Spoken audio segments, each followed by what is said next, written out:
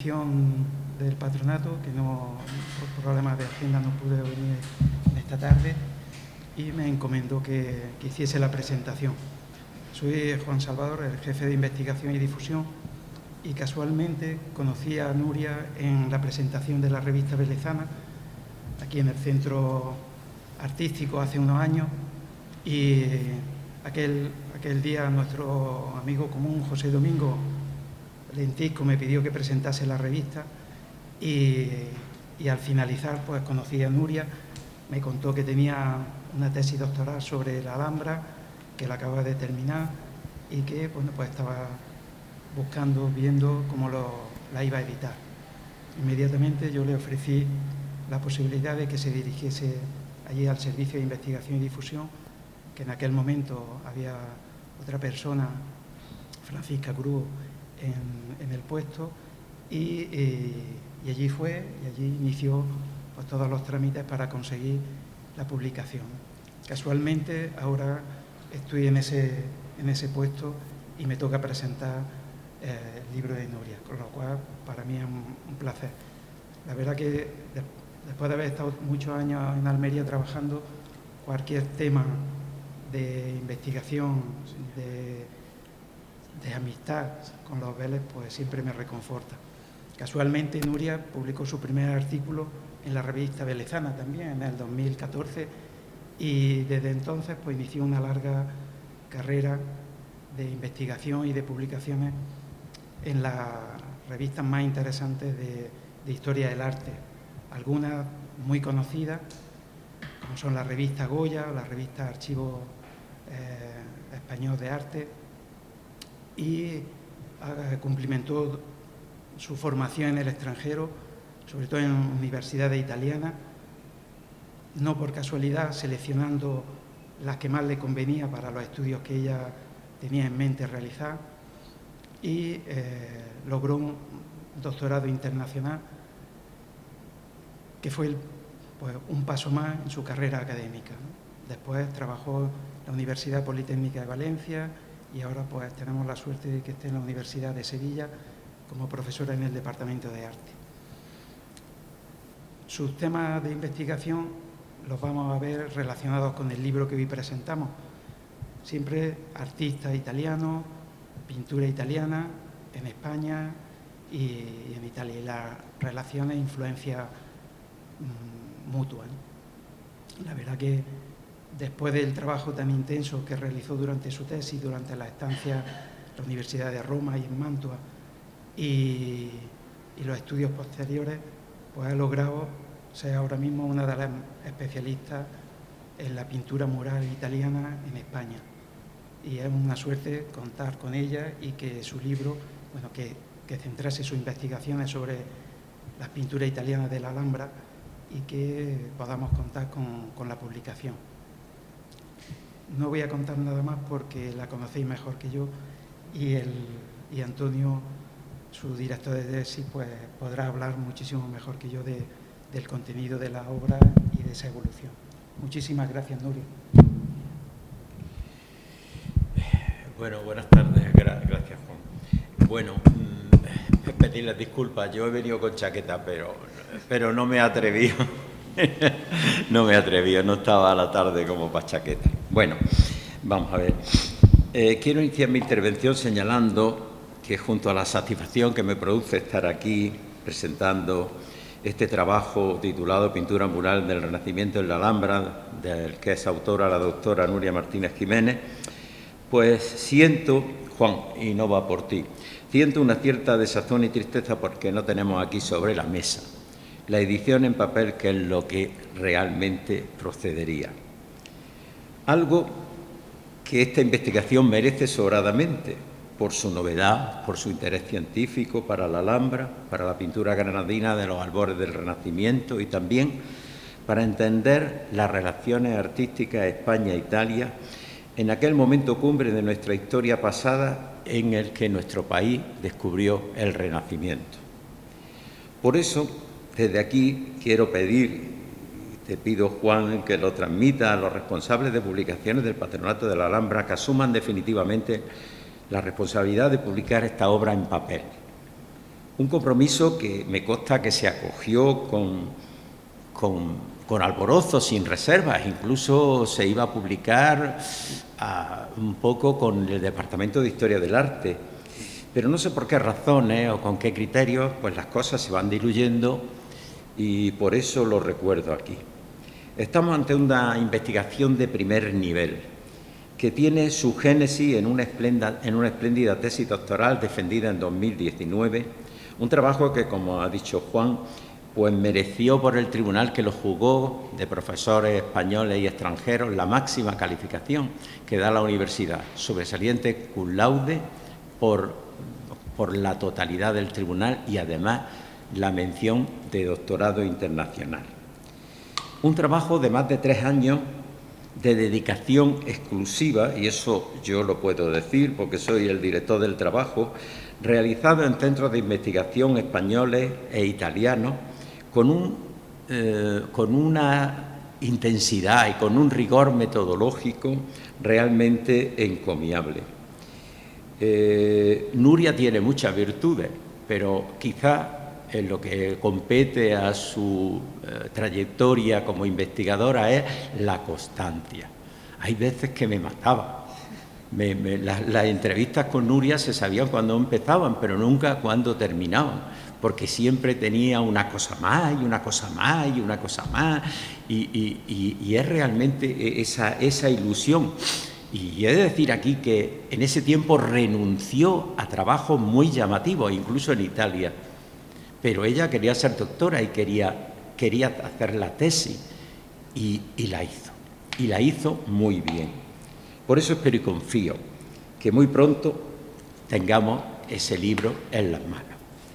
Pero bueno, vamos a lo que nos compete y volviendo al contenido del trabajo, es pertinente recordar aquí que la tesis es mucho más que un estudio sobre la pintura de las estancias imperiales de la Alhambra, porque Nuria ha ido más allá y ha entrado en problemas de restauraciones desde época de los Reyes Católicos, que son extraordinariamente complicadas, intervenciones que cambiaron la naturaleza y la forma del Palacio Nazarita desde los Reyes Católicos y que luego culminaron en las estancias imperiales. Muchas de ellas se han perdido, las ha ido reconstruyendo poco a poco a base de planos, a base de sugerencias. Y esa interdisciplinaridad que alumbra esta investigación, que ha exigido a su autora tanto y a explorar tantas cosas en Italia y en España, tanto en la vertiente histórica como en la artística, sin duda es uno de los valores del libro. Además, se metió en el mundo de las estrategias políticas, en el trasiego de los viajes de Estado, en el papel sustancial que las sagas familiares españolas e italianas tuvieron en todo esto. Y evidentemente no se quedó ahí porque Granada y los pintores granadinos que colaboraron en el llamado Taller de la Alhambra, en el llamado por ella Taller de la Alhambra, pues también indagó en multitud de pintores, y yo empecé trabajando la pintura granadina absolutamente desconocido, dando visibilidad a estos pintores, a sus biografías, a sus obras, viendo cómo pudieron o en qué medida pudieron formar parte de ese taller junto a los maestros italianos y de otros ámbitos españoles que trabajaron en la Alhambra. El ornato de las estancias imperiales de la Alhambra es algo absolutamente relevante en el contexto del monumento, tan significativo que en los últimos cinco siglos, y yo, si leen el prólogo del libro, hago un repaso detallado de desde el siglo XVII, desde el 600, de todos los investigadores, poetas, escritores de la más diversa índole que han entrado en el mundo del estudio de la Alhambra, pues en estas fuentes ha ido indagando y ha ido buscando para hacer un corpus de estado de la cuestión desde el que partir. Por ejemplo, fíjense, en el barroco recordaré autores como Agustín de Tejada, Luis de Góngora, Francisco Bermúdez de Pedraza, Francisco Pacheco, Antonio Palomino. En la segunda mitad del 700, Juan Vázquez de Echeverría, Manuel Lafuente Alcántara, Jiménez de Serrano. Ya a finales del siglo XIX entra la gran personalidad de don Manuel Gómez Moreno González, y en el siglo XX Nicolás Daco, Rosa López Torrijos y luego recientemente Arsenio Mendoza, José Manuel Almanza, José Manuel Gómez Moreno. La Alhambra es una llamada de fascinación para muchísima gente, incluso para poetas, escritores, novelistas, no solo para historiadores del arte. Y desde esta historiografía tan compleja es desde la que parte Nuria, valorando, sopesando cada uno de estos autores para hacer un estado de la cuestión extenso, variopinto, versátil, que le sirva a ella como punto de partida. Revisó el pasado, recogió las aportaciones, las liberó de tópicos, de hipótesis, de errores, se creó su propia plataforma y desde ahí dijo, ahí voy yo. Ese trabajo no es baladí ni es banal, es muy complejo y exige una dedicación y una formación historiográfica en arte, en historia y en otras disciplinas que muchas veces no valoramos y que evidentemente sin él la tesis doctoral estaría en terreno movedizo. Sin duda alguna, y termino, ese es un reto que se cumplió sobradamente, y no solo por el resultado académico, que también, que es fundamental, sino porque eso concitó una serie de circunstancias que avalan la formación, la preparación, el magisterio, el buen saber que la autora de este libro tiene. Y por todo eso, evidentemente, yo le doy la enhorabuena, porque ella es un modelo de consistencia, de coherencia científica, de trabajo, de entrega, y eso es absolutamente algo poco usual y realmente impagable. Yo en mi vida académica he dirigido bastantes tesis doctorales. La de Nuria es la última, quizá a lo mejor me cogió ya mayor y me cogió demasiado sensible, pero yo creo que con los años no se pierde la capacidad crítica, con los años se cimenta la capacidad crítica.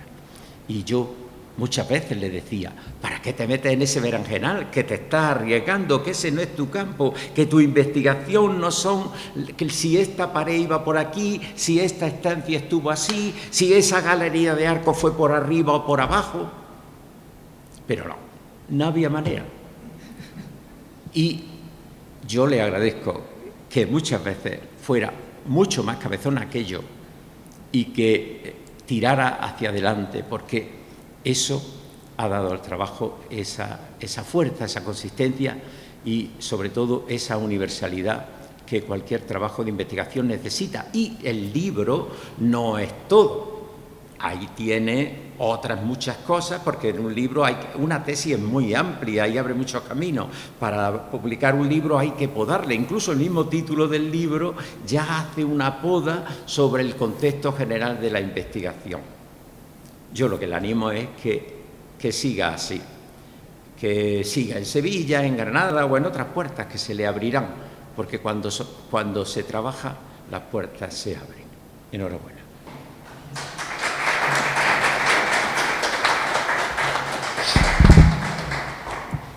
Bueno, pues este es mi maestro. Yo aprendí lo que podía.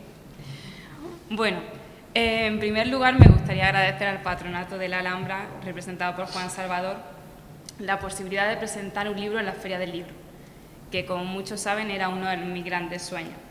Es verdad que no tenemos todavía ese libro físico, pero bueno, yo nunca pierdo la esperanza y ya habéis visto que posiblemente en algún momento lo consiga. También quiero dar las gracias a Antonio Calvo por su extraordinaria intervención y por acompañarme a lo largo de todos estos años. Y por supuesto a todos vosotros, a los asistentes, por haber venido a pesar del calor, del fútbol, de la hora, de ser el último día y de tantos motivos que seguro que teníais. Así que muchas gracias por regalarme parte de vuestro tiempo. Como se extrae de la paradoja del barco de Teseo, las experiencias que vivimos hacen que a pesar de nuestros numerosos cambios que tienen lugar a lo largo de nuestras vidas, sigamos siendo los mismos. En ese sentido, este libro no es solo el fruto de un intenso y complejo trabajo de investigación, sino que es el motor de muchas de las experiencias que me han hecho ser quien soy y también el motivo por el cual estamos hoy aquí. Para comprender un poco el libro y también todas estas palabras que me han dedicado tan amablemente, nos vamos a retrotraer un poquito en el tiempo. Y es que Antonio ha dicho que eran 3 años, pero en realidad no son 3 años. Fijaos que esta historia va a empezar en 2003. Ese año en el cual llego a Granada y se inicia mi carrera como licenciada en Historia.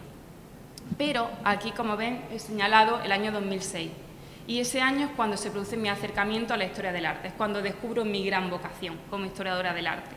Y la descubro a partir del arte del Renacimiento y también a partir de la iglesia del monasterio de San Jerónimo, que si la conocen está completamente cubierta de pintura y casualmente fue patrocinada por María Manrique, una de las grandes introductoras del Renacimiento en España. De esa manera, pues ya vemos cómo se iban sentando las bases para mi trayectoria posterior. 2008, como ven aquí, ahí hubo un periodo de crisis, un periodo en el que acaba la carrera, no sabes qué hacer, yo empecé a opositar, hice tantas cosas y siempre quise hacer el doctorado, de tal manera que al final, en 2011-2012, me decidí y empecé el máster en Historia del Arte. Fue en ese momento cuando conocí a Antonio Calvo Castellón, que es uno de los mejores docentes de la Universidad de Granada y un maestro y tutor infatigable y ahora un gran amigo. Con él empecé a trabajar la pintura mural, pero en este caso nos empezamos a centrar en Granada. De tal manera que el primer trabajo que hicimos juntos trató sobre las pinturas murales del monasterio de San Jerónimo, realizadas, como ven, por Juan de Medina.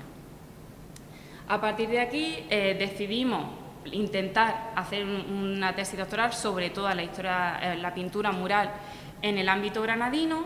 Empecé a pedir becas que no podía obtener. Probamos un montón de proyectos y al final no salían, así que mi tesis estaba destinada a ser una tesis realizada por amor al arte. De tal manera que yo continué y en ese contexto, en ese intento de realizar una tesis sobre la pintura mural granadina, empecé por el Peinador de la Reina, que eran las primeras pinturas que se habían empezado a realizar en el siglo XVI. Empecé a buscar numerosa información, gran parte la que ha resumido Antonio, pero bueno, aquí le he puesto algunas de las más destacadas, y nos dimos cuenta que a pesar de ser un tema muy conocido, incluso en 2007 no había ninguna monografía, únicamente había un volumen de Cuadernos de la Alhambra, que era el único volumen que versaba sobre el Peinador de la Reina. A pesar de eso, ya se conocía la importancia del programa iconográfico y también de la figura de Julio Aquiles. Además, también, aparte de la importancia de realizar esta monografía, ahora les pondré una imagen de la torre donde se encuentran estas pinturas, que es una torre cuya galería se encuentra en un estado de conservación bastante cuestionable.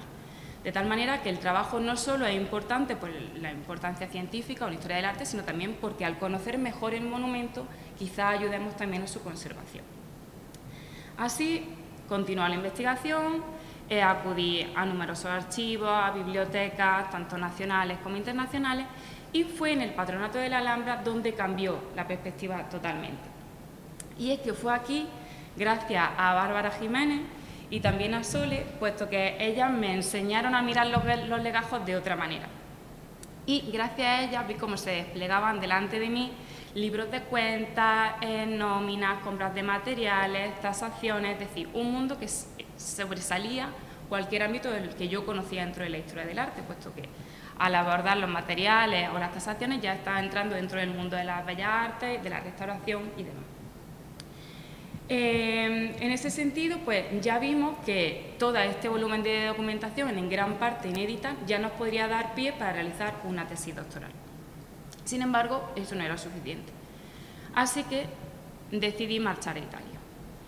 El primer objetivo, que fue Roma, era muy claro, era intentar buscar o rastrear el origen y la trayectoria de los pintores, puesto que se sabía o se presuponía que eran artistas que se habían formado con Rafael. Entonces, yo estuve desde Roma, donde Rafael había realizado numerosas de sus obras, pero también estuve en Rieti, donde se sabe que había nacido o que pasó parte de su infancia Julio Aquiles. También estuve en Anguillara, que donde también hay un importante programa de pintura sobre la campaña de Túnez, en Bolonia y en otras tantas ciudades. De esa manera ya pude ir reconstruyendo la trayectoria de los artistas. Pero eso no era suficiente. ¿Cómo se explica que dentro de la Alhambra el emperador encargara el inmenso palacio y de repente decidiera pintar o realizar ese programa decorativo dentro de la torre, dentro de las estancias imperiales? Pues intentamos buscar eso, y eso es lo que explico. Bueno, le he puesto aquí algunos de los sitios en los que estuve.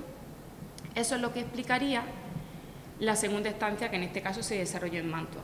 ¿Por qué? Porque entre 1529 y 1532 el emperador hizo ese importante viaje de connotación a Mantua, a Bolonia, y pasó por una serie de ciudades que indudablemente deberían de haber influido en los programas decorativos que más tarde decidiría plasmar en la Alhambra. Todo eso, como ven, les he dicho que es un trabajo que estaba realizando sin beca, es decir, lo estoy realizando a lo largo de un largo periodo de tiempo. Ya a partir de 2017 ya sí tuve que dejarlo todo para dedicarme a eso, pero sin embargo merecía la pena. Y merecía la pena porque muy rápido ya fue muy bien reconocido, de tal manera que muy pronto empecé a ser aceptada en los grandes congresos como el del CEA.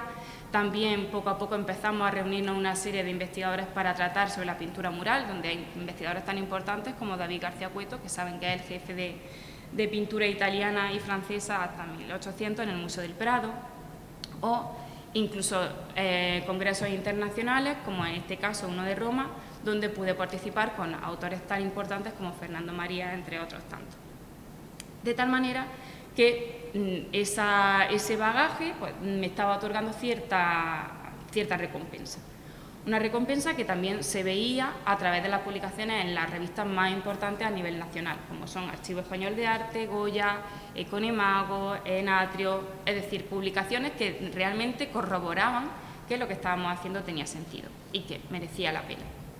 Y así surgió la tesis de la que hemos hablado antes. 2019 empezó mi confinamiento, en este caso fue voluntario, así que yo he pasado 2 confinamientos, el voluntario y el involuntario. Así que ya tenía el cuerpo hecho en 2020. Pero bueno, mereció la pena. Y a partir de aquí empieza el largo camino hasta llegar hoy aquí, que es el libro. La lucha por la edición, por la maquetación, por el famoso ISBN, por poder materializarla en definitiva, tener que resumir los 2 volúmenes que han visto antes en este, pero al fin y al cabo es un trabajo que ha merecido la pena y que merece la pena sin duda. En ese sentido, cuando intenté resumir la tesis, acorde con esa posibilidad que me habían ofrecido el Patronato de la Alhambra de publicar algo, decidí hacer un libro que fuera ameno. O sea, mi objetivo no es un libro que esté hecho para eruditos o para personas que conozcan perfectamente todas las técnicas de restauración, no. Mi objetivo era dar a conocer las pinturas de la Alhambra y que fuera un libro ameno, un libro que cualquiera puede visitar la Alhambra y, como muchas veces no se pueden ver estas pinturas, que le surgiera la curiosidad, es decir, ¿qué hay en esa torrecita? ¿Y por qué están hechas? ¿Y qué programa hay? ¿Y por qué se hicieron? Ese era el objetivo y eso es lo que finalmente resultó. Además de eso, pues ampliar la perspectiva. Muchas veces cuando pensamos en la Alhambra nazarí. No se piensa que la Alhambra es una ciudad tan importante que, además de ser una extraordinaria ciudad palatina, su importancia se mantuvo ya en el siglo XVI. Estamos hablando de artistas como Pedro Machuca, Julio Aquiles, Alexander Meiner, artistas que se habían formado con Rafael, que habían trabajado en las estancias vaticanas, conocían la Capilla Sixtina, es decir, son artistas muy importantes y artistas que tenemos aquí. Y además de eso, encontramos en 2 salas muy pequeñitas, como van a ver ahora, un programa iconográfico que es clave para el desarrollo de la historia del arte en España. Aquí vamos a encontrar la primera representación del mito de Faetón, la primera representación de un ciclo de batalla y también el germen de la pintura de bodegones. O sea, ya, ¿qué más queremos? Ya un poco más se puede pedir.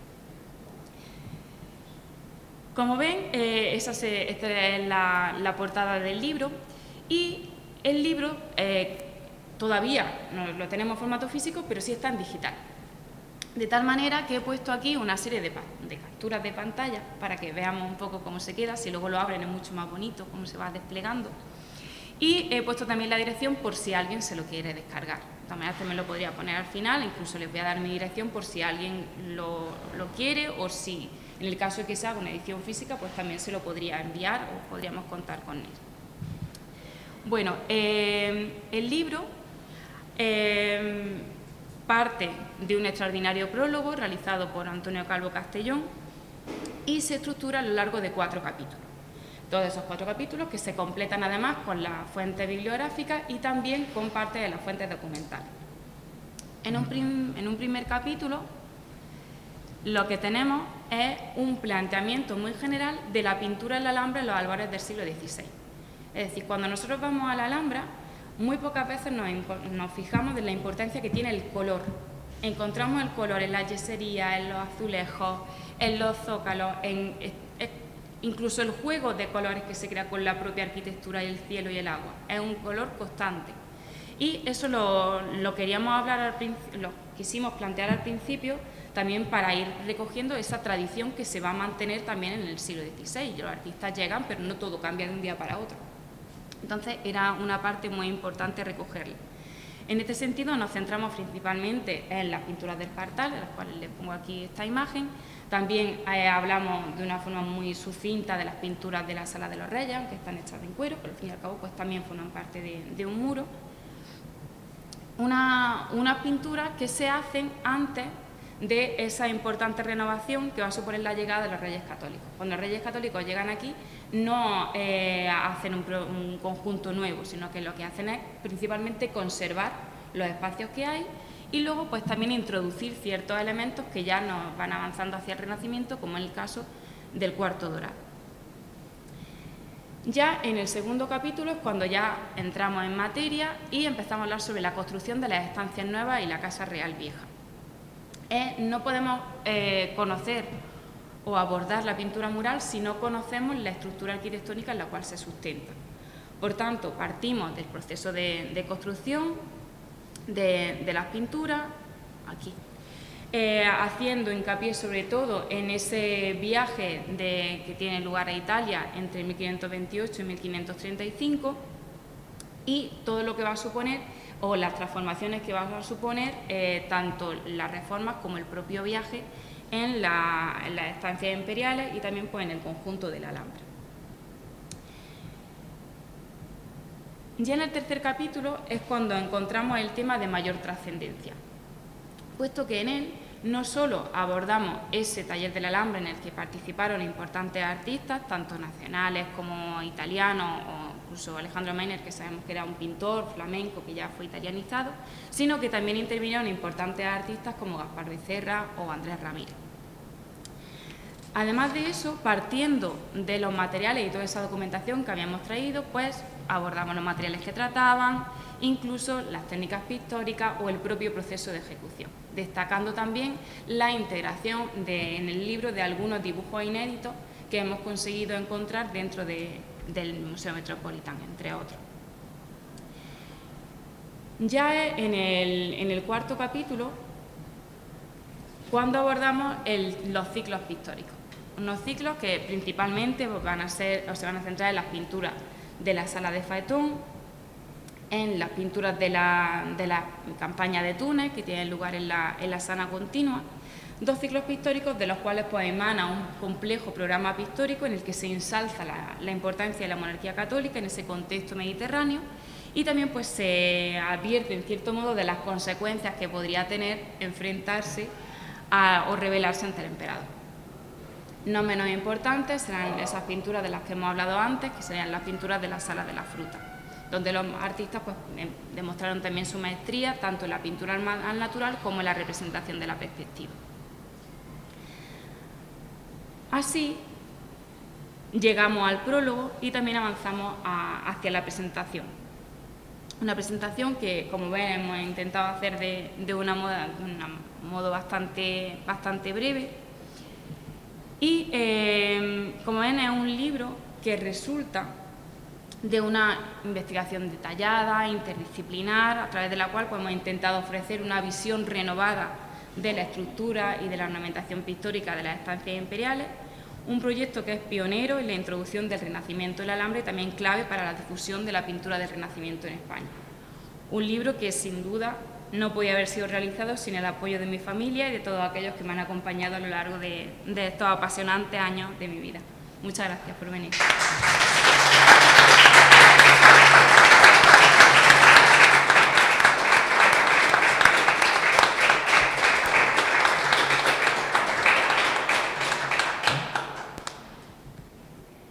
Si alguien tiene alguna pregunta me la puede hacer, o alguna curiosidad.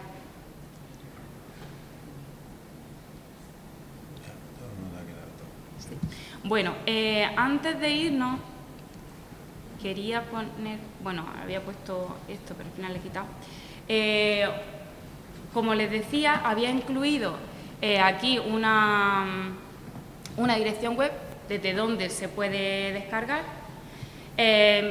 Parte directamente de la página del Patronato de la Alhambra y también tiene un formato que la verdad que es muy bonito, sobre todo para leer en algún tipo de dispositivo digital, que al fin y al cabo pues el libro físico pues muy bonito, pero es verdad que a veces puede resultar un poco engorroso. Entonces, si a alguien le gusta leer directamente los dispositivos digitales, lo he incluido aquí. Y también he incluido mi dirección de correo, porque, como hemos visto, no vamos a perder la esperanza de hacer ese libro, y en el caso de que alguien esté muy interesado, pues me puede mandar un correo y pues cuando lo tengamos pues se lo puedo enviar o se lo puedo firmar directamente.